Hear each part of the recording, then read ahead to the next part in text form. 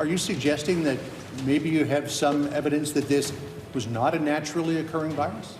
You know, look, you know every theory. You had the theory from the lab, you had the theory from many different, the bats, and the type of bat. There's a lot of theories.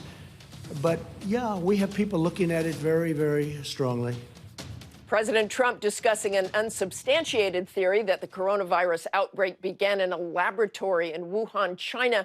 This comes amid new reports that U.S. intelligence now believes the Chinese government concealed the severity of COVID-19 from the international community in early January. For more, let's bring in the Secretary of State, Mike Pompeo. Good morning, Mr. Secretary. There are reports this morning, I want to talk about North Korea first, before we get to China, that shots were fired from North Korea into a South Korean guard tower on the DMZ, and that the South fired back after a warning. What can you tell us about that?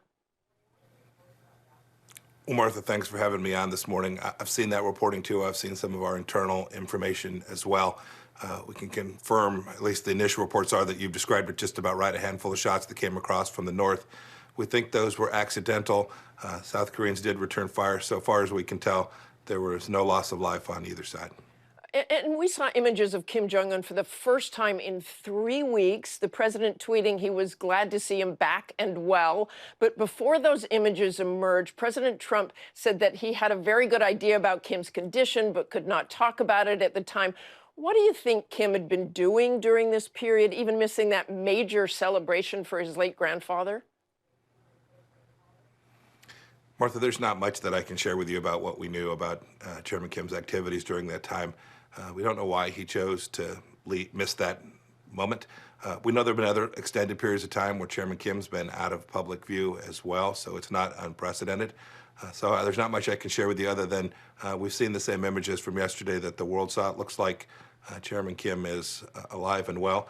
Regardless of any of that, our mission has remained the same, to convince the North Koreans to give up their nuclear weapons, to verify the same, and to then create a brighter future for the North Korean people. That's been something President Trump's been focused on since the beginning of his time in office, and something we'll continue to work on. And I know you can't share much information about Chairman Kim, but was he ever, in your opinion, gravely ill during this period? Martha, I just can't say anything about that. Can you rule out that it was COVID or that there was a cardiovascular problem? Hey, Martha, I appreciate you continuing to try. I just can't offer you anything further here this morning. Okay, thanks on that. I want to turn to China, with intelligence officials, as we mentioned, saying that the Chinese government intentionally concealed the severity of COVID-19 from the international community in early January, while it stockpiled medical supplies. In terms of international concealing, I assume you think they did that intentionally to keep as many masks for themselves as possible. Will there be some sort of retaliation? So, Martha, you've got the facts just about right. We can confirm that the Chinese Communist Party did all that it could to make sure that the world didn't learn in a timely fashion about what was taking place. There's lots of evidence of that. Some of it you can see in public, right? We've seen announcements. We've seen the fact that they kicked journalists out. We saw the fact that those who were trying to report on this, medical professionals inside of China, were silenced. They shut down reporting. All the kind of things that authoritarian regimes do. It's the way communist parties operate. This is classic communist disinformation effort. That created enormous risk, and now you can see hundreds of thousands of people around the world, tens of thousands in the United States have been armed. President Trump is very clear. We're going to hold those responsible accountable, and we'll do so on a timeline that is our own. And as for the origins of COVID-19, the Office of the Director of National Intelligence released a statement this week saying the virus did originate in China, but concurs with the wide scientific consensus that the COVID-19 virus was not man-made or genetically modified. Statement going on to say that they will continue to examine whether the outbreak began through contact with infected animals or if it was the result of an accident in a laboratory in Wuhan. Later, the president was asked if he had seen anything that gave him high confidence that the Wuhan lab was the origin of the virus. Let's listen. Have you seen anything at this point that gives you a high degree of confidence that the Wuhan Institute of Virology was the origin of this virus? Yes, I have. Yes, I have. What gives you a high degree of confidence that this originated from the Wuhan Institute of Virology? I can't tell you that. I'm not allowed to tell you that.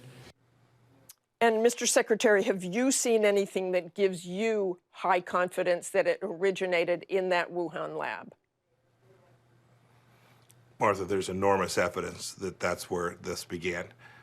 We've said from the beginning that this was a virus that originated in Wuhan, China. We took a lot of grief for that from the outset, but I think the whole world can see now.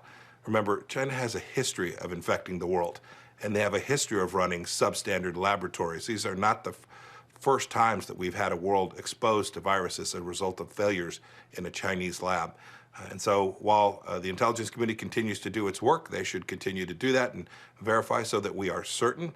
I can tell you that there is a significant amount of evidence that this came from that laboratory in Wuhan.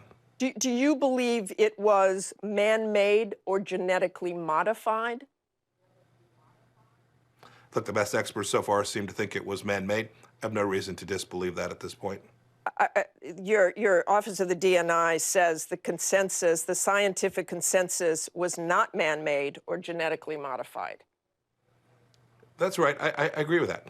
Yeah, I've seen their analysis. I've seen the summary that you saw that was released publicly. I have no reason to doubt that that is accurate at this point. Okay, so just to be clear, you do not think it was man-made or genetically modified?